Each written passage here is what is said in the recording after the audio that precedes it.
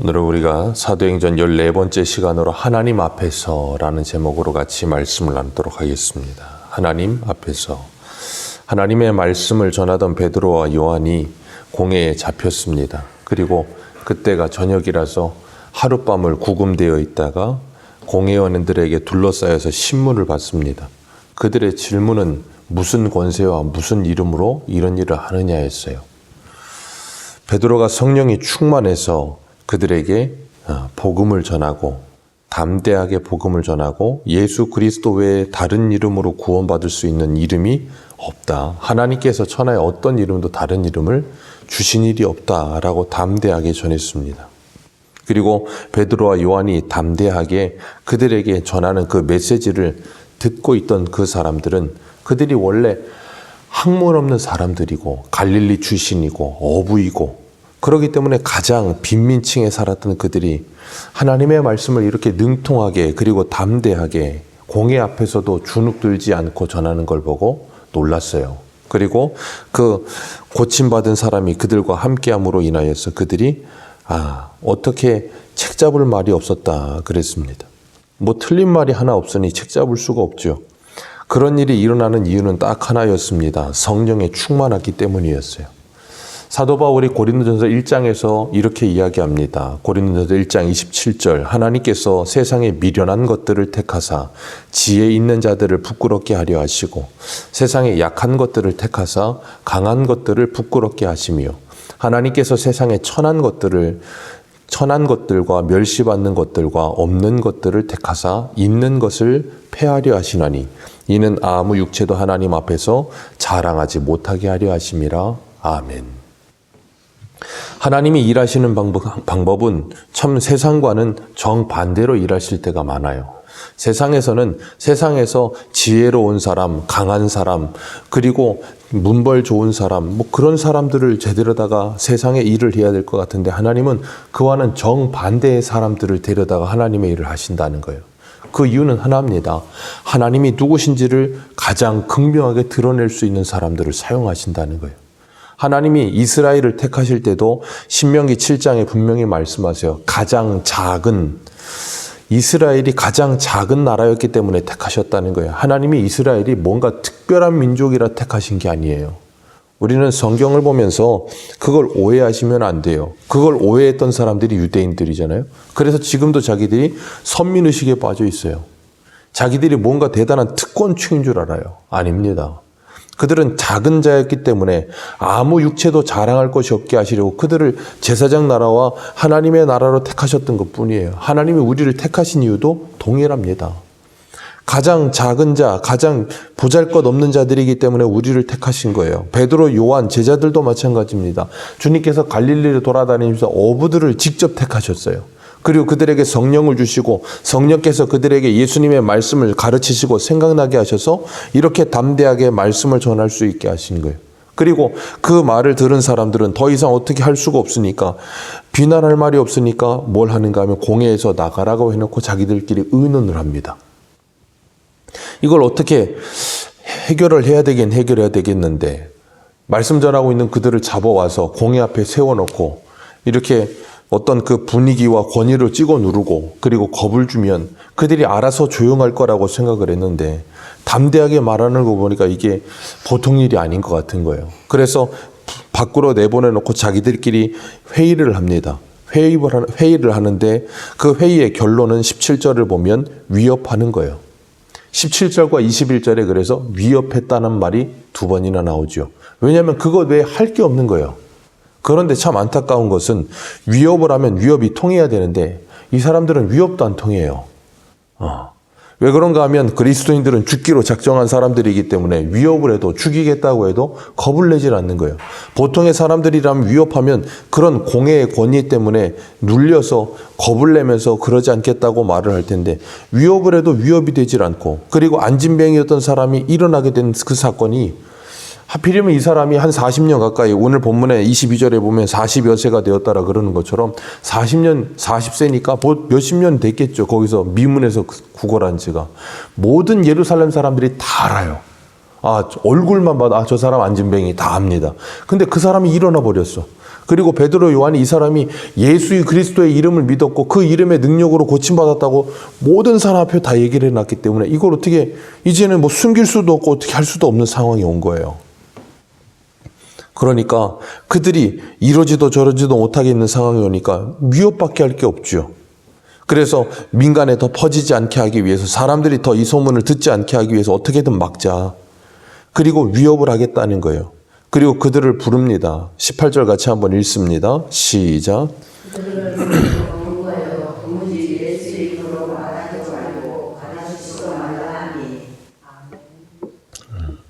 할 수 있는 방법이 없거든요.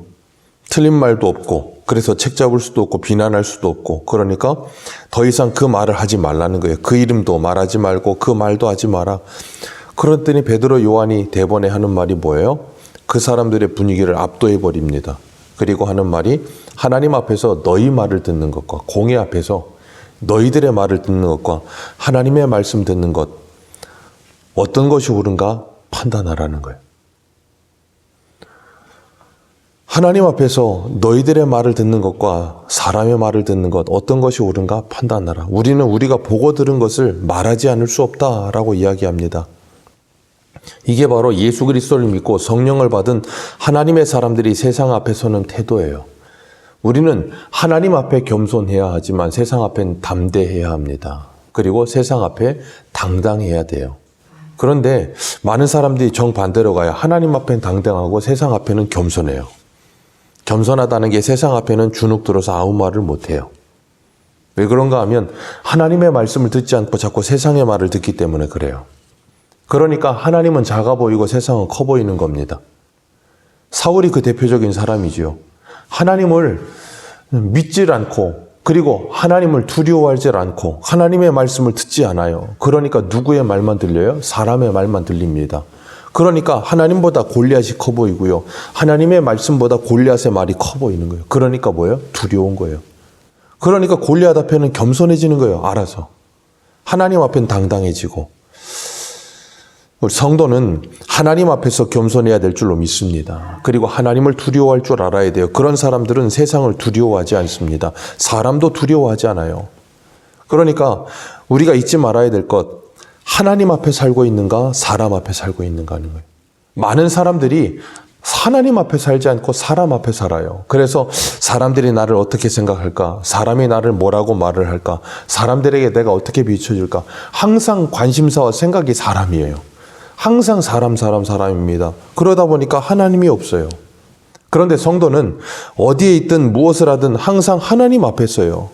하나님 앞에서 내가 어떤 사람일까? 하나님께서 나를 어떻게 생각하실까? 하나님께서 나를 지금 어떻게 보실까? 그것이 우리의 관심사가 되어야 돼요. 창세기에 보면 요셉이라고 하는 사람이 보디발의 아내의 유혹을 뿌리칠 때 어떻게 말합니까?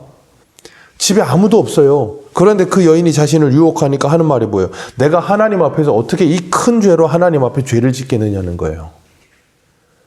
요셉은 사람 앞에 살지 않고 하나님 앞에 살았던 사람이에요.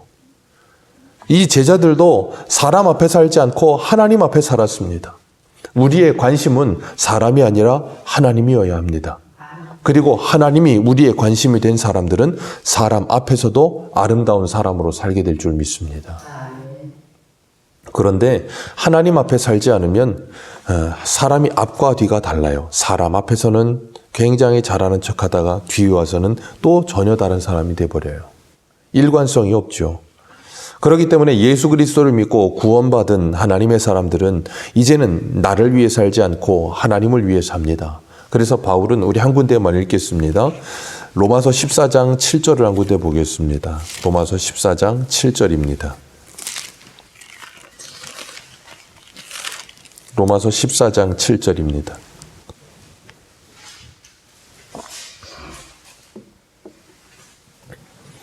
(14장 7절에서 9절까지) 같이 읽겠습니다. 시작. 우리 중에 누구든지 자기를 위하여 사는 자가 없고 자기를 위하여 죽는 자도 없도다.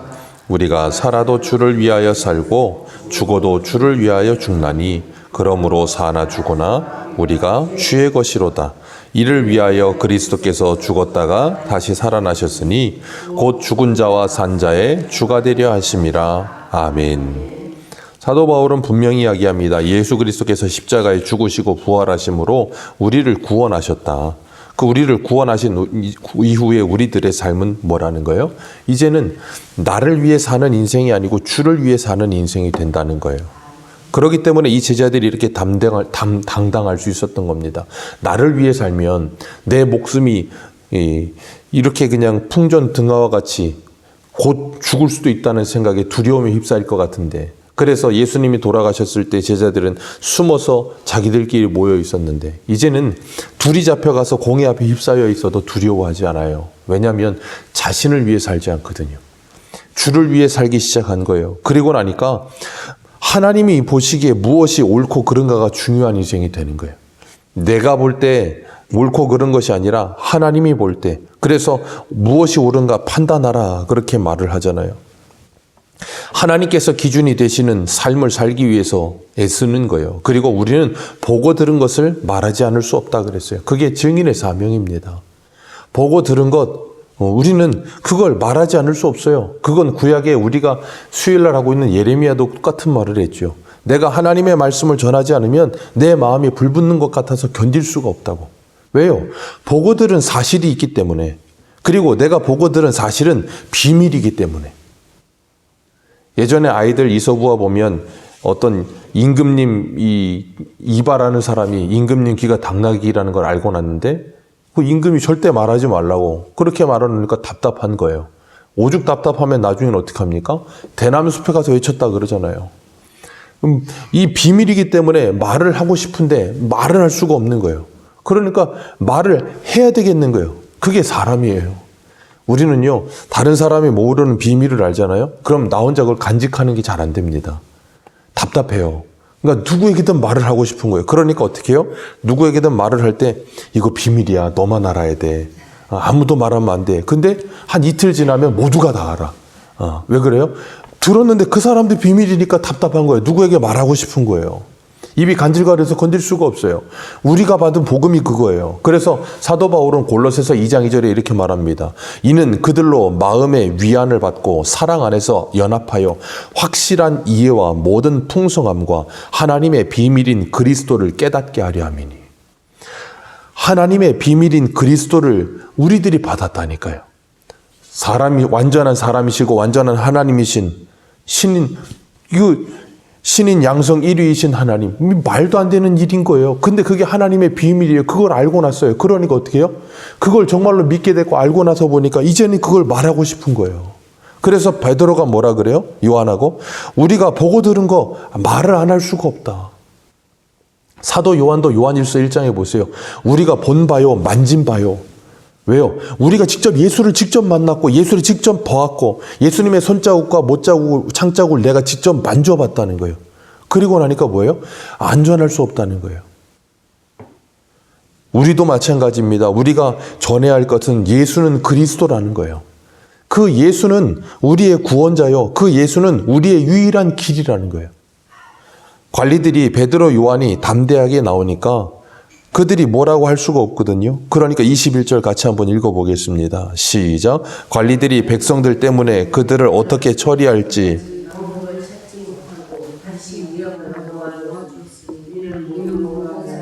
그 된 일을 보고 하나님께 영광을 돌림이라. 아멘.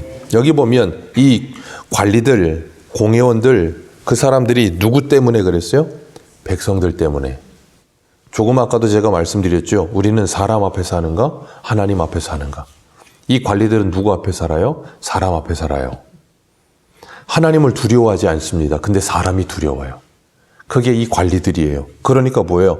어떻게 처벌해야 될지 방법을 찾질 못하겠는 거예요. 왜? 베드로가 설교 2번에 8,000명이 돌아왔어요. 예루살렘에서 8,000명이라는 숫자가 갑자기 움직이면 굉장한 힘이거든요. 그러니까 이거 어떻게 하지를 못하겠는 거예요. 빌라도도 그러잖아요. 사람들이 몰려옵니다. 예수님이 죄 없다는 거 알아요. 그런데 사람들이 계속 밖에서 소리치는 거. 이거 잘못하면 밀란 나면 자기 자리 쫓겨나거든요. 분명히 자기 아내도 건드리지 말라 그랬거든요. 주변의 상황을 봐도 그렇고 자신도 이 대제사장들이 질투로 넘겨준 거 다 알아요. 모르는 게 아닙니다. 그런데 사람들이 몰려와서 소리 지르니까 그래서 마가복음 15장에 무리에게 만족을 주고자 하여라고 표현을 해요. 무리에게 만족을 주고자 하여 예수님을 넘겨주는 거예요. 하나님을 두려워하지 않고 하나님 앞에 살지 않으면 이렇게 되는 거예요. 그러니까 사람 앞에서 사람들의 눈치를 보고 사람들에게 어떻게든지 그 여론에 어떻게든 좀 부합해야 되겠고, 그러니까 위협만 하고 놓아주는 거예요. 그랬더니 그 사람들이 그 된 일을 보고 뭐예요? 하나님께 영광을 돌리더라. 베드로, 요한이 그 공회 앞에서 담대하게 걸어 나오는 걸 보고 하나님께 영광을 돌려요. 그것처럼 우리들도 우리가 전하는 메시지뿐 아니라 우리의 삶 전체가 하나님의 말씀이 되기를 주님의 이름으로 축복합니다. 그래서 우리의 모습이 그들에게 보여지고 그들이 하나님께 영광을 돌리더라. 예수님 마태복음 5장에 그러시잖아요. 너희의 착한 행실을 세상의 사람들에게 보여 그들로 하나님께 영광을 돌리게 하라. 우리의 입술의 말뿐 아니라 우리의 삶도, 우리의 모든 생활, 라이프 스타일도 정말 하나님의 말씀이 되는 저와 여러분들 되시기를 축복합니다. 그래서 정말 하나님 앞에서 하나님께서 보시기에 기뻐하시는 모습의 삶이 세상 사람들에게도 그대로 비추어져서 그들이 정말 주님께 돌아오게 되는 아름다운 복의 통로가 되는 저와 여러분들 되시기를 축복합니다. 기도하겠습니다.